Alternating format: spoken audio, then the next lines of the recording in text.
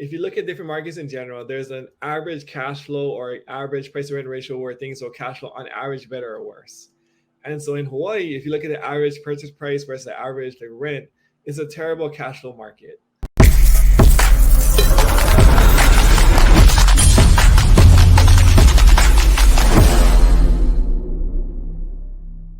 What is up, everybody? Welcome to Skorch the Fears, episode 86. We've got the great Daniel Kong here. He's a guy I've been following on Instagram. I've been enjoying his content. I wanted to DM him on Instagram, see if he wanted to come on the podcast, and he said yes. So we've got him here today. I just want to say, Daniel, thank you so much for coming on. Yeah, no, thanks for having me. I appreciate the kind words, man. I mean, I've been putting a little bit of effort into the social media over the last couple of years, and so it's been a fun journey over the last few years in real estate and in social media. It's useful, man. I mean, I'm trying to put in way more into my social media because you get more opportunities given to you, and maybe we'll talk about social media a little bit. But I think it's a great thing to start with, especially as investors, especially as you get more and more successful. So yeah, man, no, happy to have you. And real quick for my audience, just for the people that might not know you, real quick, give a little background just real quick on your history as a real estate investor, what you do, all that good stuff. So I was originally a software developer for a very long time. Went to college, went straight out of college, was doing software. And ending in 2018, I read this magical book called Rich Dad Poor Dad, which blew my mind. 2019, I went and started investing out of state using the BRRRR strategy. 2020 and 2021, I invested in my local state, which is Hawaii, using the BRRRR strategy. And then after those 3 years, we were able to build up enough passive income through rental properties and the BRRRR strategy to replace my job income at my W-2, which after a little bit of negotiating with my wife allowed me to retire and now just do real estate investing full time, fix and flipping here in Hawaii, and buying some commercial and multifamily on the mainland. So. Love it. Amazing. Awesome. So I always start with this question because I always getting into how you were dealing with your fears, right? It's called Skorch the Fears. I really like that story too, because it sounds like you're just a regular family, software engineer, pretty cushy job generally. So it's even harder. Not in Hawaii, to be honest with you, but I mean, oh, really? Okay. The company was kind of known for not paying well just because I was too lazy basically to find a higher paid job. So what were the fears that you were dealing with, especially right when you were just jumping into real estate? What fears were you dealing with? I mean, I don't know. Did you have any children at the time? No kids. Yeah. So, no kids. You still had a wife to support and all that stuff. No wife at the time. It was okay. When I was just when I read in 2018 when I read the book, I was just started dating my current wife, and so we were going through this process. It was a huge step from my W-2 to I read Rich Dad Poor Dad. I was super excited. Hey, passive income, and I think real estate investing. I want to get into this.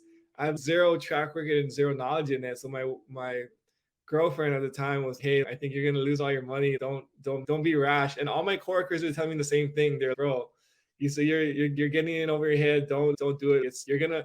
And I think that's advice out of love, right? They saw that I was just super excited and emotional. Hey, this sounds something I really want to do. I was reading, podcasting, just kind of diving into it, but it seemed a very crazy thing knowing that my track record of just working a software developer job for the last how many years consistently. So. Gotcha. So then still you had all these people, all your coworkers, your girlfriend telling you it's a bad idea. How did you overcome that? How did you overcome these detractors and still doing it anyways? What motivated you to just push through it? Looking back at what during that time, I think one of the things about myself is I'm a very obsessive person, is an addictive personality. I think when I get into something, I'm just kind of immersed or I'm all in on it. And I think that really helped me in my journey, especially in the beginning, because I just dove into reading and listening to podcasts 24/7. So whenever I wasn't working, I was either reading a book on real estate investing or listening to BRRRR or reading or interacting on the BRRRR forums on real estate investing. And I think that really helped to kind of immerse myself in the voices of people who are successful and who are doing it, right? So 90% of my day is spent with surrounding myself with all these success stories or these guys who are crushing or doing things very successfully in the real estate space. And I'll get 10 or 20% of the naysayers, my friends or family, or my coworkers who are telling me not to do it. But the balance of believing that it's possible is I'm surrounded, filling my day with listening to podcasts, reading books, or reading on the forums. So I think that played a big role as far as being able to have the confidence to say this thing actually does work and I'm not a crazy thing just by myself. Gotcha. Cool. So going more into, how about your fears when starting out? So there's always what you're dealing with your coworkers and all of that. How about, were there any internal fears? Anything coming from yourself, or was it more just what fears were you dealing with in general?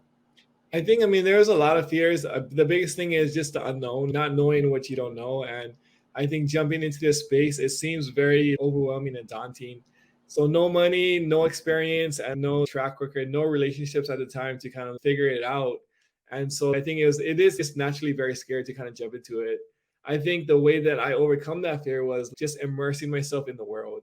And so going to, whether it's going to meetups, whether it's talking to other investors online on the forums, or reading books or listen to podcasts, I think eventually, there's that term where you're the average of your 5 friends, right? Like you're the people you hang around the most, you kind of just either rise or lower yourself to that level.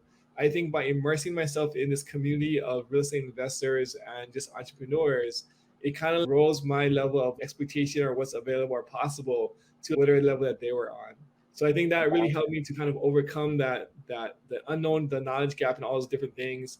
At least in the initial period of just trying to figure out if real estate investing or this thing is even possible. So I love that answer. It's a great one. Is get as much knowledge as you can. I feel maybe this is me assuming, but especially the meetups too, right? At least doing the meetups, then you meet people who are actually doing it, and then you have someone to talk to if you're dealing with a problem, right? Yeah. So what were you looking for at the meetups? Did you find any partners that you could do these BRRRRs with? Because the BRRRR is also a little bit of a complicated strategy, especially at the beginning, right? So I guess I'll say, how'd you choose that one? How do you choose BRRRR? And then also, how did you have any partners you met at meetups or anything like that gave you more confidence, or do you truly just do it completely on your own? To be honest with you, when I first started, I wasn't really going to very many meetups. I had one friend that I met. I had a friend at church who was kind of doing some out-of-state rentals, and so that was kind of all I had when I first started. And I think it was just the podcast. I think the podcast played a big part because BiggerPockets, at least at the time, they're heavily into the BRRRR strategy. That's all they talked about. And so reading the books, I think Brandon Turner's the book on rental properties and David Green's Long Distance Real Estate Investing, those 2 books were kind of the catalyst for me of giving me the confidence or the game plan of how to do it. And I think just it's my past, just being obsessive or about it, the more I just obsessed over it, the more I felt it was possible. And so actually in the very beginning, it was just one other buddy who had a couple of rentals out of state. And maybe I went to one meetup in the first 6 months or something that was playing the cash flow game but it was really heavy on the memes. So in the beginning, it was just me and just using people in the BiggerPockets forums to kind of rely on as far as advice. And then other than that, just putting in the effort to kind of make it happen. Okay, love it. So really, you just did it on your own. Which market did you end up choosing? In Indianapolis. So okay. But there's a big investor community within the market. So within the Facebook groups or the BiggerPockets forums, I was asking for advice and I was getting some feedback. And so there's an investor community that are embedded in that area. So I was doing it by myself in Hawaii, but I was also asking for referrals, asking for advice, and just getting some lay of the land, boots on the ground as far as just the market that was kind of miles away from me. So what would you suggest to someone who's trying to do the BRRRR? Someone who's trying to do out-of-state BRRRRing that's pretty complicated, I feel. So what would you suggest to somebody? How would you find a contractor? How would you learn comping? How would you connect with people, realtors on the ground who are actually really good and are going to give you good advice, tell you where the bad neighborhoods are, tell you where the good neighborhoods are, right? How would you do all of that? I think the way that I did it was I just read David Green's book, Long Distance Real Estate Investing. I just followed everything that he said. And I think you don't need to overcomplicate these things. A lot of times we're scared because it seems daunting, but you just take one step at a time, put one foot in front of the other. And it really comes down to just making enough phone calls, looking and analyzing enough deals, and just looking through enough neighborhoods on Zillow or Redfin or whatever it is, and talking to enough agents to kind of give you a really good lay of the land. But you really have to immerse yourself in it and really spend the time to make those phone calls, those relationships, or that time with just in that market, even though if you're not really living there. Gotcha. So how do you do that? Let's say I'm Jonah. I've never done real estate before my entire life. Okay. What do you do? What do I do first? What are the steps that I actually do? Read books. And so to kind of give you a background of where I was I was reading maybe 3 or 4 books a week. So every couple of days I was finishing another book. I think I'm a fast reader as well too, but just immerse yourself in the books and read these books. There's so much knowledge of how-tos and just the information that's available. Just for $10 for whatever each author, right? And so if you make a subscription to an Audible or Kindle or whatever that thing is, just read and consume as much as you can, and then at the same time listen to podcasts like yours, or go on the Bigger Pockets forums or your local meetups and just immerse yourself and just start talking to people. And naturally, there's certain things that's going to take a few different times to kind of really sink in. There's other times they'll come just automatically on the first try, but it'll vary on just how much you're immersing yourself, whether or not it's kind of really going to soak into your brain. Because some of the times in the very beginning, there's just so much in here, it feels like you're drinking from a fire hose. But then you just have to kind of hear over and over and again until it kind of sticks. And so all the acronyms, the different kinds of terms these guys are using, it can be overwhelming in the very beginning. Okay. So I've heard, I'm mainly wholesale because my business is mostly wholesaling, the vast majority of it. I also do some creative financing. I'm a Pace Morby student. I probably do a sub-2 deal a quarter or some of that. And then I've done a flip before. It wasn't really for me. I didn't like it as much as wholesaling. But I've heard horror stories, for instance, where especially when you're virtually finding a contractor, finding one that you can trust, or having a contractor steal money. Yeah. I want to know from you, this is a selfish thing and also for the audience, is how do you find a good contractor who's not going to screw you and is going to just be honest with you, show you the job? How do you keep on them virtually? All that good stuff. So I'll walk you through the process from A to Z to find an out-of-state contractor. So number one is you want to make as many phone calls to as many investors, realtors, property managers as possible, and basically give them as much value as you can, because whether it's reaching out to them on social media, liking their posts, commenting, you want to kind of start out the interaction, giving as much value. At a certain point, you can start asking or taking, right? Do you have any contractors that you would recommend, or would you any kind of referrals that you'd be willing to share with me? And so some investors are willing to share, some are not willing to share. It's a wide range.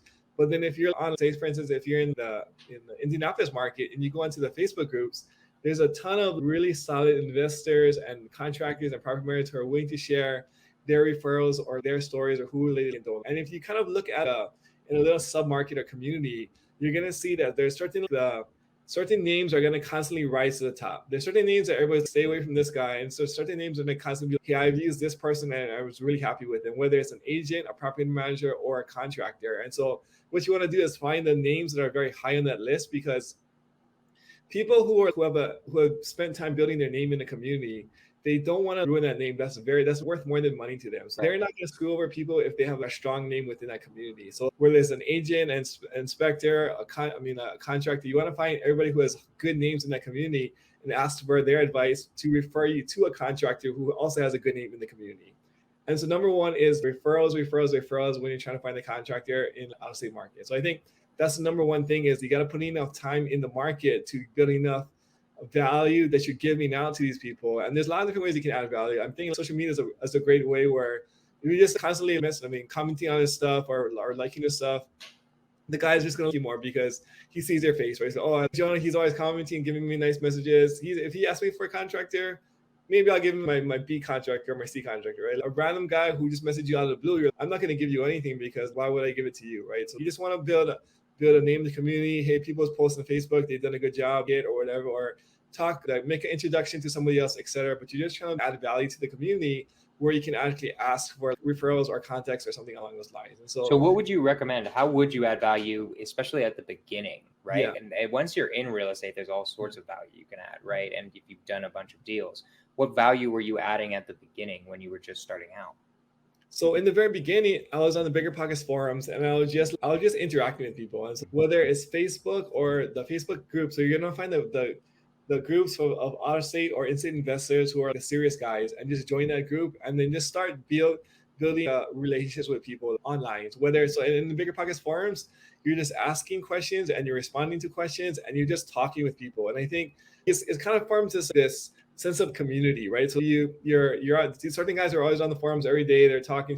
This all Jonah's always chatting. He's giving his opinion. He's giving his advice. He's also, hey, I just read this thing. What do you guys think? And so you're just always just kind of in that loop, and you're kind of part of the member now, right? So like even if you're just asking questions or just trying to help maybe the newer guys who doesn't know anything, and you're just trying to put your voice in that community where you're becoming a member of that community. And so that's when I say added values. You just showing face, giving congratulations to people's finished projects. You're, hey, that looks a really good, nice rehab. Hey, you guys did a great job, or congratulations on your your closing, whatever it is, or those kind of things, right? Or you hear maybe a post that was earlier where people listen to their inspector or their agent, and someone's like, hey, I need an agent or inspector. You say, hey, I've heard this guy is really good, or something. You're just kind of connecting people together in that community, and just trying to make yourself a member of that community who's people they just like you. So you're trying to build a good name in that community. So that kind of makes sense. I love that advice because I think it's so true. When I think back to all of my communities that I'm a part of, that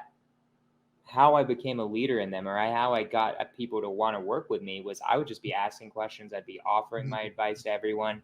Mine was these communities called Astral Flipping and Sub 2. I'm really big in these communities. But that was how I did it. That's how I became a leader, and people started looking to me for advice and started sending me deals and sending me resources.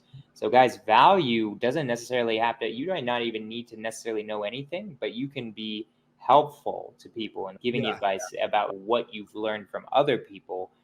And thereby almost micro flipping knowledge might be a way of saying it. I'm just taking what I learned from this person and then I'm helping you out because you haven't heard this person. Then you become an authority. So I really like that. I think that's a genius idea in general. 100%.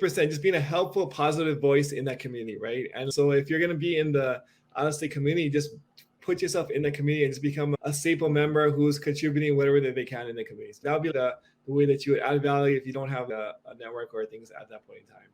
I love it. So I'm curious about first off, why Indianapolis? I'm kind of curious. Was it just because it was a cheap market? So I mean, this is coming back to my computer science nerd background, where I was if you look at different markets in general, there's an average cash flow or average price to rent ratio where things are cash flow on average better or worse. And so in Hawaii, if you look at the average purchase price versus the average rent, it's a terrible cash flow market. Right. But there are other markets in the Midwest where on average, they cash flow higher than other markets. And so what I did was I wrote a script to scrape a bunch of turnkey websites, just pull in 1,000 of different potential properties, and then built in another script to analyze them using the rentometer, et cetera. And I put them into this little database where you can see on average the market and then the cash flow that they're producing. And so there's a certain markets that just on average had higher cash flow markets than others. I think it was Indianapolis, Memphis, I think Oklahoma City, a few others, Kansas City, where on average they just cash flow higher than other markets like Florida or Texas or other parts of the country. And so using my little script and database, Indianapolis was one of the top 2 or 3 markets for average cash flow for turnkey properties. And so if you're using the BRRRR strategy on the back end, you want to refinance into a cash flowing property. If you know that the average property cash flow is positive or on average higher than the other markets, it's easier to find a cash flowing property on your exit. So that's the big reason why. And then from there, once I narrowed it down to 2 or 3, I looked more into the economics of it. So Indianapolis, it was centrally located. It was a wide diverse of economic drivers. They got Salesforce, Angie's List. There's a sports team. They got the Indy 500, the Colts, the Pacers.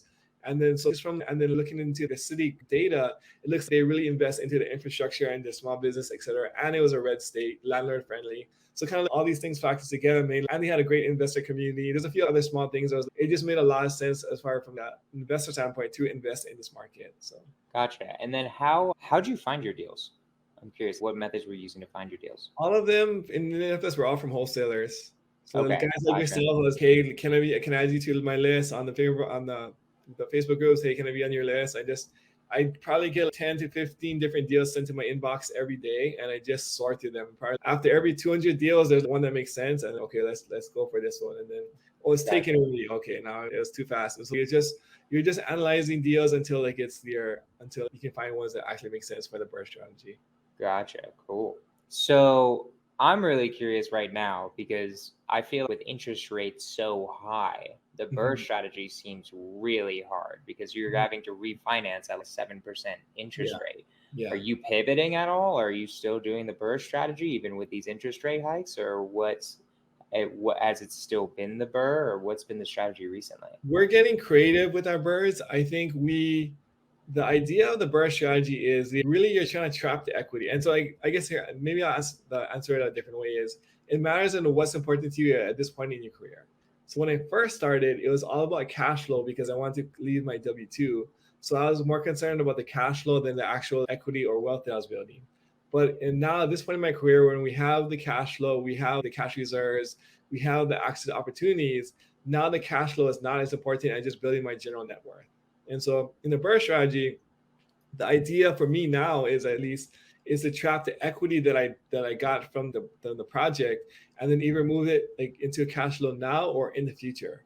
So in a Hawaii deal, let's say it's gonna sell, it's gonna appraise for $1 million in the back end, and I've got it all in for at 700,000. I've got a bunch of the equity trapped in there.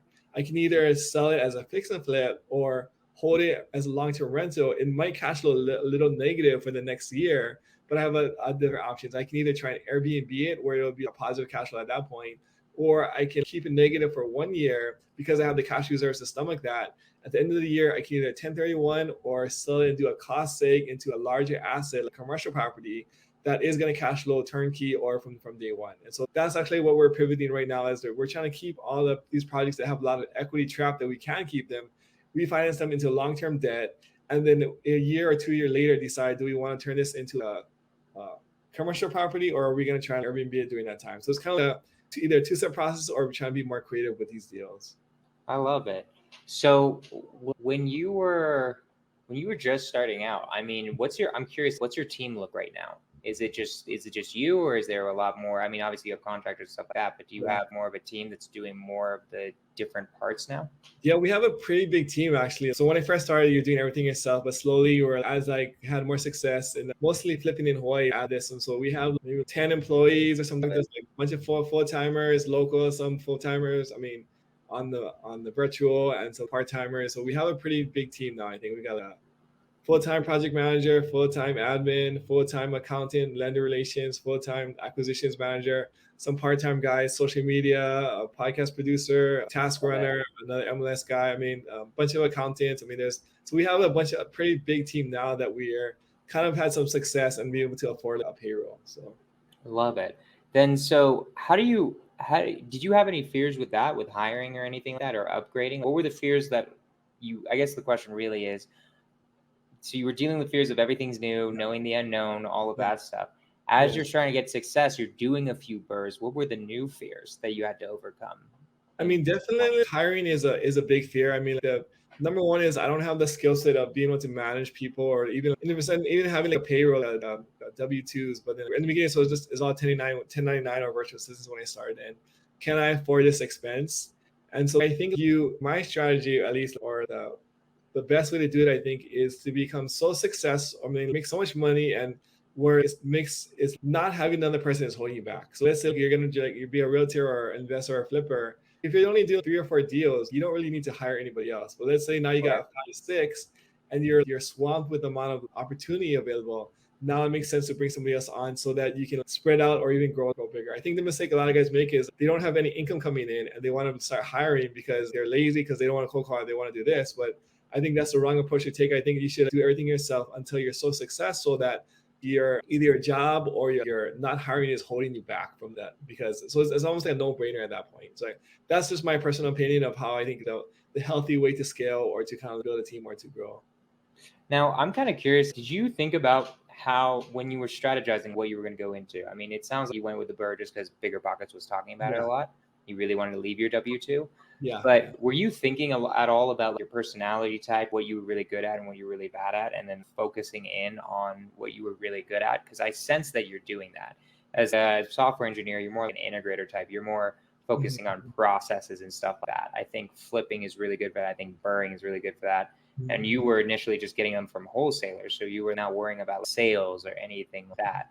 Am I correct about that? Did you think about that at all when you were coming up with how you were going to create your business?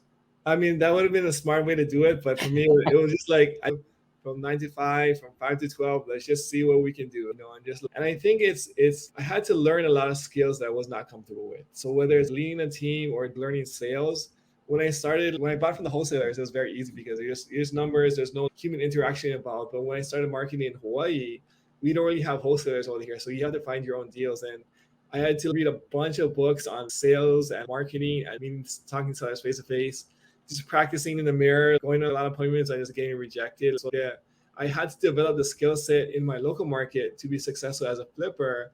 That was a different skill set than I was managing projects as honestly a BRRRR investor in Indianapolis. But it's just a constant continuation of just evolving your skill set. And I think as entrepreneurs or people in general is we always want to be growing, And so I think when I first started, I was like, I want to do this size deals, and over time I want to do bigger deals. And you're trying to find what's the next thing that's going to give you the most opportunity. But also as you're going to the different levels, there's a different level of skill and problem that you're trying to solve. And so when I was first starting, I was trying to raise $20,000 was a huge deal for me. It was $20,000 was a mountain of money, Now we spend probably like 70 grand a month. My credit card bill is stupid every month. And so like but it's evolving over time, and the problems that I'm solving now is like way bigger than the problems that I was solving then. And I've just grown as an investor and as an entrepreneur to be able to solve these problems. And I think even to throw 23 and 23 Daniel in the 2019 arena, I would crush it, I have no problem. But if you throw 2023 Daniel into 2027, I would struggle really bad because I'm not ready to solve those problems or to do those things. So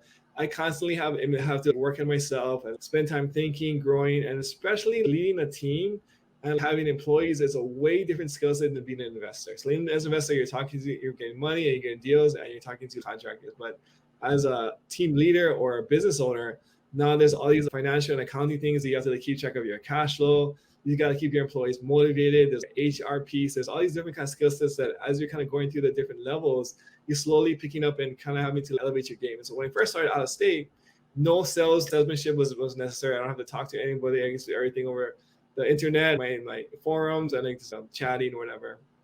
Now when I'm at my local market trying to fix a flip and talk to sellers directly, I'd have to develop the skill set of being able to talk to somebody face to face, being able to work with a seller, go over their options, and kind of help them in whatever situation that they're in. I love it. So then how do you deal with new challenges? Because that's a lot of different new challenges. That's a completely different game than doing BRRRRs in Indianapolis or just talking to wholesalers, right? Yeah.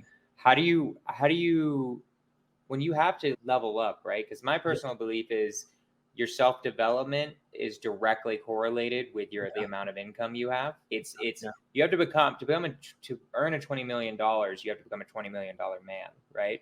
100%. $1 million, $1 million man, right? It's always directly correlated. What is it, just jumping in and trying new stuff, or what is it or is there anything that you feel is really necessary to start leveling up your skills? I think you have to be aware of it and take it seriously. And so I think one thing is you can't just jump from 1 million to 20 million, right? It's a gradual process. And there's a lot of in-between steps and a daily consistent improvement that you really have to be willing to put in. I think a lot of guys, they see the $20 million CEO and they're like, I just want to go from 500,000 into the 20 million. But it really is that those daily improvements, whether it's reading, whether it's getting feedback, whether it's getting coaching, whether it's doing introspective thinking or listening to podcasts, it's a constant, slow, steady progression where you're trying to look at where you've been, how can you get better? And you said, just working on yourself. And there's a ton of different ways to work on yourself. But I think just constantly setting aside time, energy, and money to work on yourself or to become better at your craft or wherever you're trying to go is a key component of trying to level up to the different levels. So what are some of the different ways, right? You mentioned reading books. What else? What are other ways that people should level up? Coaching. In the beginning, I was super anti-coaching. I know bigger podcasts in the beginning. I don't want to pay any money for any coaching, whatever kind of stuff. And that was my mindset. I can learn everything I can from books. And from books and podcasts, I think especially in the very beginning, it'll take you to exactly where you need to be to hit a certain level. But at a certain point, is getting around other. I think masterminds are super helpful. A lot of this thing is really mindset. I know that it sounds woo-woo and it sounds like a cop-out answer, but honestly, mindset plays such a huge role in your ability to succeed in these different things. So just surrounding yourself with other guys who are either a little above you or far above you and trying to get into those rooms and Now I pay like a stupid amount of money for coaching, and just for friendships, I'll pay money just to be friends with a guy who's successful. And so this past year we bought one-on-one coaching with Ryan Pineda, which is $100,000. So that's stupid to me. I mean, but I mean, now where I am now is it's so worth it because I feel he'll take me to where I'm trying to go faster. But I think back before I was super anti-coaching. But if you just do coaching, but you don't invest into it, or you try to extract the most out of it, you're just wasting your money. So anytime you pay for coaching, just be prepared for it's 80% work by you and then 20% by your coach. You just have to be prepared. Like, you're still going to put in the work. You're still the one who's going to hold yourself accountable. You're still have to be the one that's going to be asking and pushing the relationship and the process forward. But your coach is going to just help you navigate or supercharge or fast track your process. And so you still have to put in the work. It's still you doing it faster, but your coach can just help you navigate and make it the most efficient amount of work that you're going to be doing. So I love it. I'm also so pro the right coaches. Yeah. Right. If you got to find the right person, right? Because like if you choose the wrong person, if you choose someone who hasn't done a deal in 10 years, you're really screwed, right? And there are a lot of terrible coaches out there, but I would not be where I am without coaches. I'm part of 2 different mentorships. I've got my own personal coach for just a life coach who just keeps me on my goals and keeps me on my tracks, right? Basically, I'm gonna be adding coaches for everything. I'm gonna have fitness coach, nutrition coach, probably dating coach eventually, literally just a coach for every part of my life that I'm trying to improve, right? And I'm so much of the opinion that doing one-on-ones with Ryan Pineda is $100,000. I think that's amazing for flipping and burring stuff like that, growing your business to what you want to grow it to, right? Yeah. I love it so much. So, my man, where can people follow you? Where can people reach out to you? And if maybe they have a question, maybe they want to send you a deal. Is there anything else you want to plug? Anything maybe give your buy criteria in Indianapolis and Hawaii? What do you want the people to engage with you on? You can engage with me on Instagram. That's my main platform, Daniel Kong 808. And so send me a DM, message me, or comment on my stuff, or share something with me. I'm happy to share or have a DM or discussion of whatever you guys want. Always here to try and add value or answer questions or help you in your journey of your passive income and real estate investing too. Love it. And then maybe they want to send you a deal. Would it be in Hawaii and Indianapolis? Hawaii, just Hawaii right now. Okay. Are you pausing in Indianapolis? So we're in Kansas City, but only for commercial properties. Gotcha. So mainly Hawaii. Okay. Cool, man.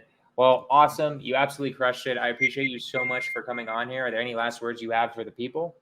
No, I mean, just thank you for the opportunity. I've been watching your stuff too, and I really like what you guys got going on. So the feeling is mutual as far as just following each other on social media. I love it, man. No, seriously, it'll be fun. We'll follow each other on social media. At some point, I know we'll be at the same real estate conference, and we'll say what's up and say what's good. So awesome. Guys, that's Skorch the Fears. Next week, I'm going to be in Puerto Rico, so I don't know if it's going to be 5 p.m. PST on Thursday. It's going to be with Marlon Johnson and Sam Singh. It's going to be amazing. I appreciate you guys so much for coming on here. This is Skorch the Fears. Thank you again, Daniel. And I will see y'all next week.